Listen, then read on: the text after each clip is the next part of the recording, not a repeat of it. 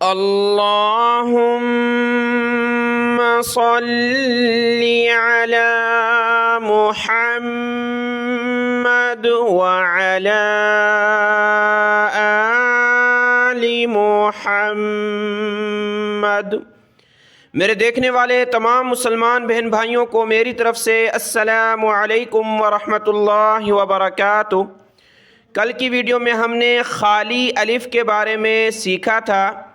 آج ہم اس الف کے بارے میں سیکھیں گے جس پر گول نشان گول دائرہ آتا ہے۔ بہت سارے بہن بھائی تلاوت کے دوران اس الف کو بھی پڑھ لیتے ہیں، تو آج ہم ان تمام الفاظ کو سیکھنے والے ہیں جن پر یہ الف آتا ہے گول دائرے کے ساتھ۔ تو ہم نے پڑھنا ہے یا نہیں پڑھنا، آج کی ویڈیو میں ہم یہ سیکھیں گے۔ آپ کی 5 سے 10 منٹ کی توجہ چاہیے تاکہ آپ تلاوت اچھے طریقے سے سمجھ سکیں۔ شروع کرتے ہیں۔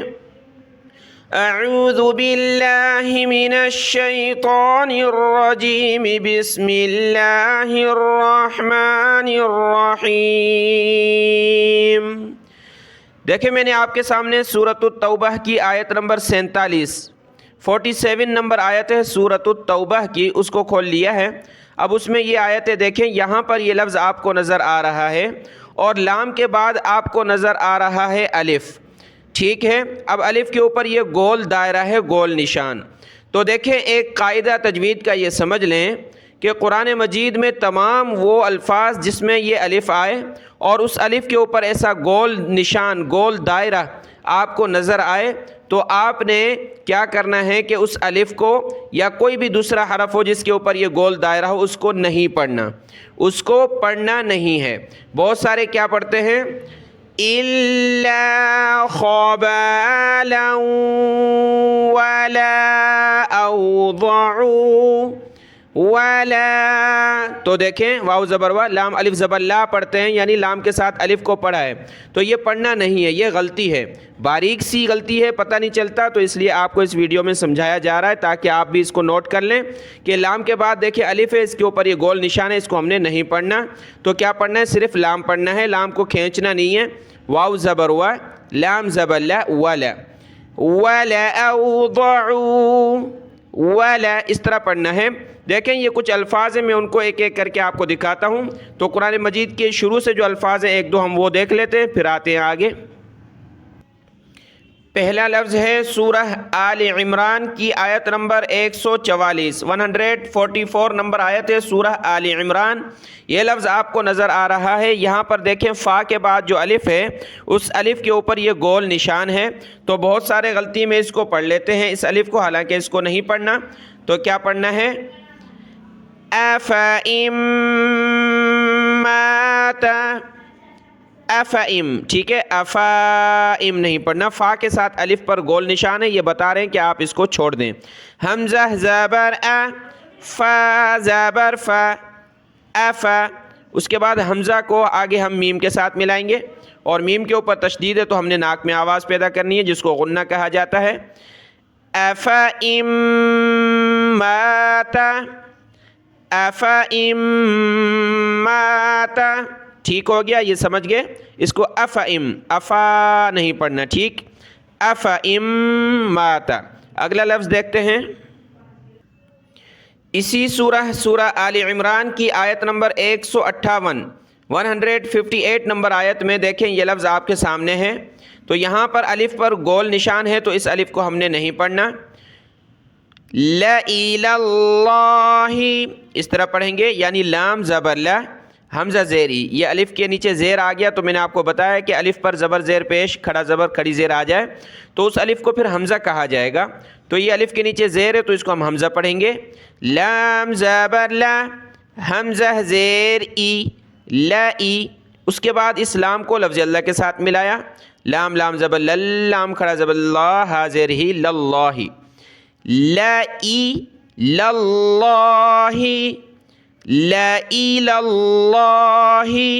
ویسے بڑا لفظ ہے، پڑھنے میں صرف 2-3 الفاظ استعمال ہو رہے ہیں، لام اور حمزہ، اس کے بعد یہ لام اور باقی لفظ اللہ، تو یہ الف ہے اور یہ یا، ان کو ہم نے نہیں پڑھنا۔ لا الہ اللہ، لا الہ اللہ، دیکھیں اس میں اس الف کو ہم نہیں پڑھ رہے۔ اگلا لفظ دیکھتے ہیں،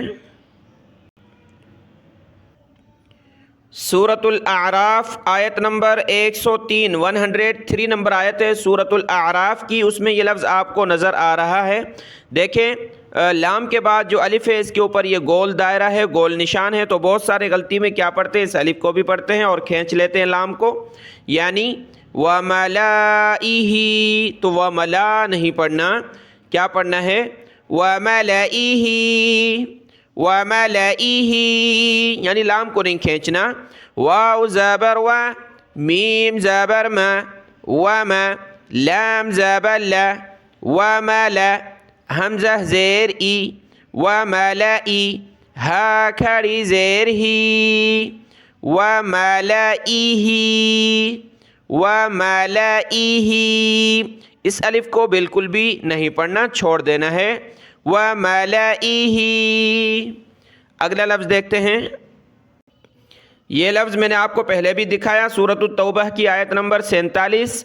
यहाँ पर देखें अलिफ पर गोल दायरा है, इस अलिफ को हमने नहीं पढ़ना, लाम को खींचना नहीं है, बल्कि बग़ैर खींचे लाम को पढ़ेंगे, यानी वाव ज़बर व, लाम ज़बर ल, वला।